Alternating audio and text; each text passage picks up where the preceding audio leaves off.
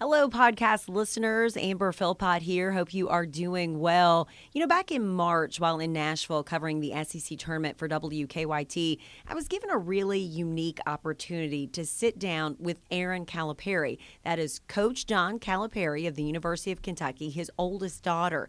You know, she may have a famous last name, but she is making her own mark, if you will, in the world of science and holding her own court at Vanderbilt University School of Medicine with her research on drug addiction and the brain. So we sit down to talk about just that, what she's doing in the lab. We also talk about why she is so outspoken in the social media world. And of course, we talk her family and now her mom's very popular Instagram accounts.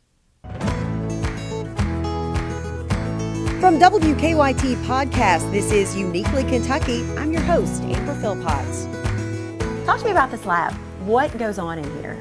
So our lab is really interested in understanding, how the brain works, how animals make decisions. And so what we're focused on is trying to figure out the cells in the brain that help animals make adaptive decisions. And so things like how you avoid negative consequences and seek out good situations. And we want to understand that on a basic level and then understand how that is dysregulated in substance use disorder.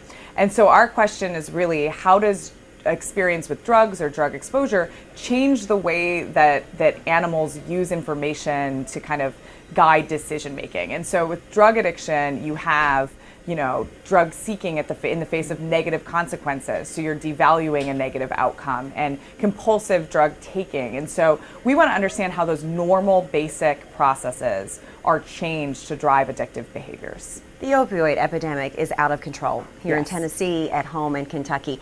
How do you hope to make a difference for folks? Yeah, so I think one of the things that for me, on a basic kind of science level, we want to understand how this process happens. And that's really the first step to developing treatments. But then on the kind of other, public communication side, I think it's really important to talk about substance use disorder, talk about kind of what factors underlie this, and really highlight this as a disease so that we can start to destigmatize this, which is really going to help us raise money to actually improve treatment outcomes, to actually treat people effectively, and to actually help people be okay with seeking out help. And so, it's kind of multifaceted, right? We want to understand the brain so we can try to improve treatment outcomes and also, communicate with the public so they understand kind of where this disorder is coming from and what factors really underlie vulnerability. Why was this the chosen area? Because you could really research anything. So what sort of drew you to this area of concentration? So, I was doing undergraduate research. I was really excited about receptor function and how signals were transmitted in the brain. And I actually started as an endocrinologist. So I was really excited about hormonal function and hormonal regulation of behavior. And then I ended up in a lab that was doing drug addiction work, and I realized that it kind of merged my interests with a major public health problem that was really underfunded and understudied. And so it kind of lets me, have my cake and eat it too. I can study the basic science principles that I'm excited about while studying something that really makes a huge difference for public health. We were struck by what's right up here because we hear so much that females are ones that tend to immediately get addicted, get hooked. But we were reading this and it looks like you're kind of finding some different. So we have a lot of data focusing on understanding vulnerability in women. And so that's kind of one of our major research areas. And so one of the epidemiological factors, or when you start looking at epidemiological data, women transition to addiction faster, they take more drug, they have more problems with abstinence, they're more likely to relapse. And so what we're really trying to understand is why that happens. What factors make women or females particularly vulnerable to the addictive properties of drugs? And so, we're finding a lot of interactions with hormonal factors and how circulating hormone levels can really influence the way that drugs are acting on the brain, to try to understand kind of how maybe we could use some of these systems to improve outcomes or just inform about vulnerability so that people know that they represent a particularly vulnerable population. Where does your love of science come from? Has it always been there? It's funny. I think I started in science because I was awful at English. If anyone follows me on Twitter, it's like really clear. There's like a typo in every tweet. I was not good at English or any of those things, but I started in science and it just kind of clicked for me. What at the time I felt like there was always an answer, right? Something binds to this and an effect happens. And to me, that kind of clarity and like logical process was really comfortable for, you know, how I solve problems. And so I kind of went down that path, and then it's almost like I feel like I ended up here by accident. Like every day I just do what's fun and I do what I'm allowed to do, and I try to raise money to do our work, and I kind of have changed directions a million times, but it's just, I don't know, I feel like I'm doing what I love every day, and it's kind of, you know, a changing target. I think academics are nice because you can always do something different. And so it's kind of that exciting, you know, new challenge every day, and also this kind of like, you know, problem solving, and then it also helps the public. So it's this kind of balancing of all the things I like. It has to mean something when you have put all this work and then I'm sitting here and I see something that says Calipari Lab on it. That must seem really important and special to you. It really is, because, you know, you go, academic science is really hard, right? There's like 10 things that have to align for you to be here. You know, you have to have gotten into the right graduate school and had someone who cared enough about your career to mentor you to get where you are in a position to be successful, right? So opportunity is a big part of this. And so you look back and you say, who were all of the people who really helped me get here, and what did they do to help me get here? And so you have that first thought that's, oh my gosh, how am I here? But then the second thought is, okay, why am I here, and how can I recreate that opportunistic pipeline for my students and my postdocs, and how can I help them get here as well? And so it's kind of, I don't know, it's a fun thing because it's, you know, it's both the end of a training period, but the beginning of somebody else's. And so I get to kind of, you know, help other people now get to where I am or wherever they want to be. Have you, you know, learned anything? You know, obviously, your dad being who he is and being a coach, and kind of, I hear a lot of the same things about mentoring. Have you kind of instilled that in what you do in here? Is that completely not the case? I feel like I wake up every morning and it's like, you know, when you're young, your parents are always wrong, you're brilliant. And then you go through this phase where it's like, I'm starting my own lab and I have a team of people that I'm leading. And I like wake up and I'm like, oh, my dad was totally right.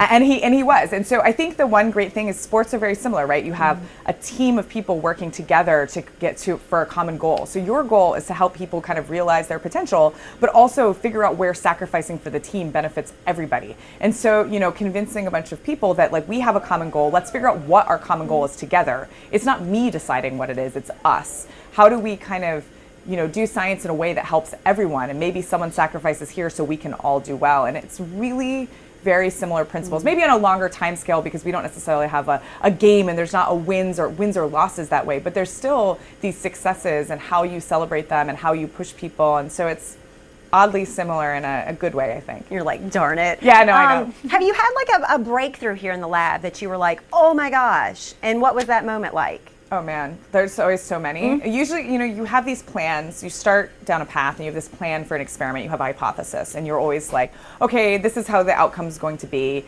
And then you find something and it's wrong. And at first you're like, oh, that sucks, I was wrong. But then it's always this kind of eye-opening experience where you're like, oh my gosh, but it's something else we hadn't thought of. And so, you know, our most recent manuscript that just came out was focusing on how the hormonal cycle in women influences the way they learn information about cocaine and associated stimuli in the environment.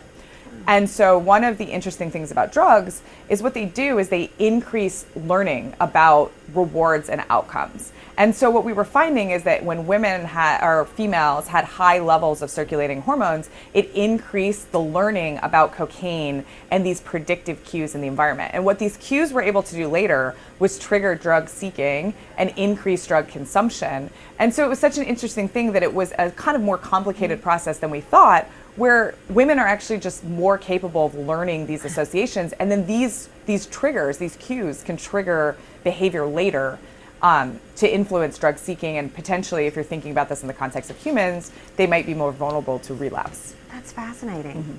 Wow. Okay. Sorry, I kind of geeked out for a minute just going through that with you.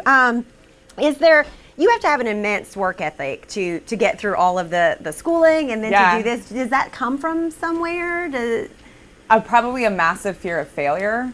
No, I think one of the things that makes me the happiest in my life, and actually, you know, is figuring out I could do things I didn't know that I can do. And so kind of having a little bit of self-doubt and then reaching that next kind of milestone and saying, oh my gosh, I did this. That's really great. What else can I do? And so that motivates me a little bit, but I think the biggest motivator for me, especially in my own lab now, is to not be the rate limiting step in the success of my trainees. And so I think one of the things I'm most afraid of is preventing them from reaching their full potential. So I end up working really hard, but not necessarily because I want to, I do, but because I'm horrified of being in their way. And so, I want to help them get ahead. I don't want to be the thing where they're looking and saying, well, you haven't done this, so I'm waiting on you. And so I think I work this hard specifically so that as hard as they work, that's how well they'll do.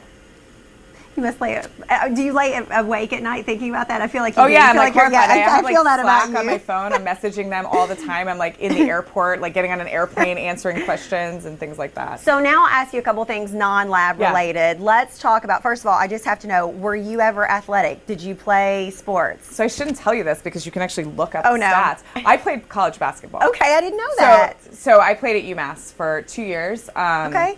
And then realized that a scientific career was probably more in the cards for me than maybe a basketball career. But yeah, I played sports throughout my entire, basically, young adult life and then into college, actually. I did not do my homework well enough on you. I should have known that. Well, if you look it up, you'll find out that I wasn't good at all. I mean, I was on the team. The older you get, the less people look it up. They're just like, wow, that's impressive. And you're like, yes. Not so much. Yes. Social media. You are a huge force on social media.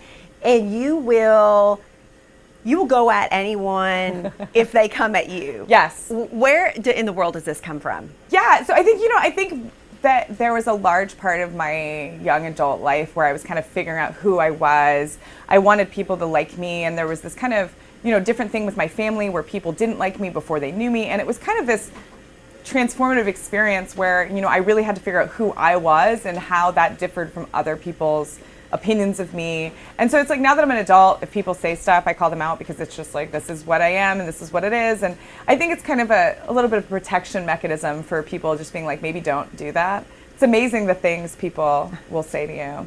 But I don't know, it's kind of I think I'm more likely to do it if people are insulting my family or people that I care about than myself, because I just don't care when they do it to myself. But then I also, when they do it to other people, I feel like I'm a little bit more. But you also give your brother a hard time too. Well, I mean, he's the Italian son, so you have to keep him balanced, right? The parents are building him up, and then the siblings are from keeping him humble. And so that is my role in my family. Talk to me about your mom and being on Instagram. Are you shocked at how people just are at home? People are in love with her Instagram. I think that they should be. I've known my mom forever, and I think that she focused on my sister and me, and my brother came much later, but us, and really making sure in a really unstable environment. We moved all the time. We're in the public eye, that we had a safe, supportive home life that was stable, and I think that took all of her effort. And now that Brad is in school and that I have my own career, my sister has her own career, she kind of has this time where she can be herself and do what she wants to do for her. And so it's so inspiring to see her just be herself out in public now and see the person that I always knew she was. Other people get to see how awesome she is. And so I'm not at all surprised that people think she's great, but I'm happy that she gets to see how great everyone thinks she is, because she's really amazing. Last question to you. I know, we tend to think about, sports and that with social media with you, but I would imagine that this really gives you a cool platform as well for science. Yes. When I was younger, I really wanted to be an individual, and science is a perfect place to do that because people they're not as into sports. Some people are, but it's more of a disconnect. And so I think I was really big on in developing my own individual identity. And now I kind of have realized that, substance use disorder is such a big public health concern. And I can scream at scientists all day, but they already know. And so this gives me a platform to kind of communicate who I am to people, but also communicate to the public in a way that lets me really bring attention to this really important disease in a way that I wouldn't be able to otherwise. And so I think part of the reason I've started embracing this is because of how critical this is to public health and what a unique platform I have. By the way, Erin Calipari got her undergrad at UMass, her Ph.D. at Wake Forest, and then did her postdoctoral training at Icahn School of Medicine at Mount Sinai. She is wicked smart. And it is so interesting the work that she is doing that could potentially help save millions of lives as the opioid epidemic rages on. So a big thanks to Erin Calipari for talking to us about what she does and what she's doing in her lab, but also opening up a little bit about the Calipari world and her family. Hope to see you next time on Uniquely Kentucky. Until then, happy listening. I'll see you on WKYT.